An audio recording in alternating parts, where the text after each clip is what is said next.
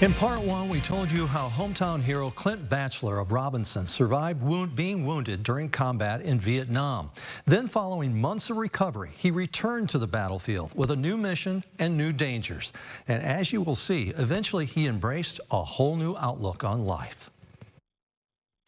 After recovering from a grenade blast and malaria, a young Clint Batcheller headed back into battle. During his first tour, he was a member of the infantry of the 1st Cavalry. But he took to the skies in scout helicopters for his second tour in 1968. He was a gunner on a 3-man crew.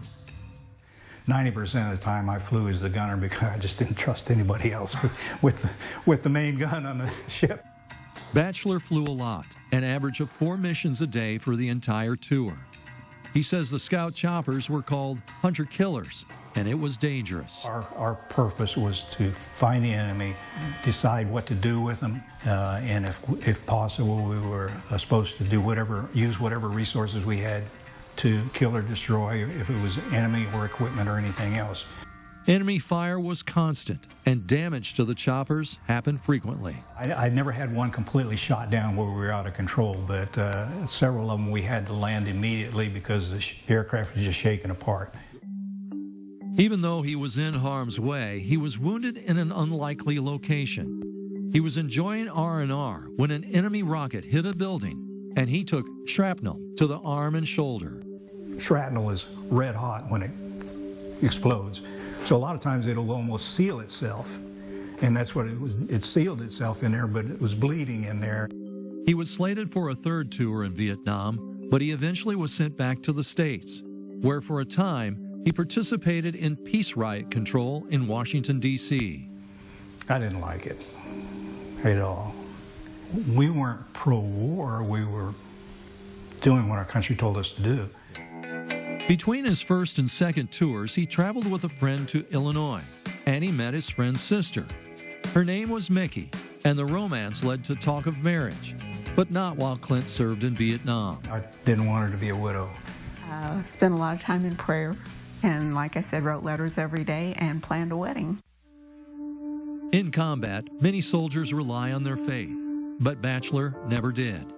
He called it a professional approach, relying on his training and on his men. He admittedly says he was not right with God. That all changed during his time at Fort Knox in Kentucky. That's when he met a retired lieutenant colonel who encouraged him to attend a Baptist church. Eventually, his faith grew, and the direction of his life changed. And it was like a light turned on. It was like, now I really understand and I can see.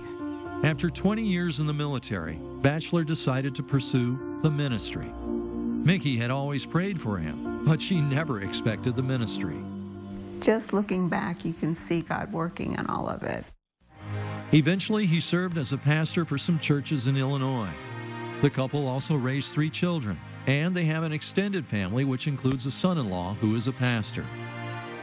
Looking back, Batcheller says when he was a soldier, the word surrender was never even considered. But as his faith grew, surrender was his key to life, his eternal life. And for a man, that's a hard thing to do, because I realized that there's no way I could save myself. I had to depend on Jesus Christ and his sacrifice and what he did on the cross for me. And thanks again to the Batcheller family for their service to the nation and to the community. Still ahead on our second half hour of Live at 5, a look at our latest local headlines, including a family pleading for the return of a missing Greene County woman. And how several potential frontrunners for the 2024 presidency are facing some opposition, and there are questions about whether or not they should be in office. We'll explain after the break.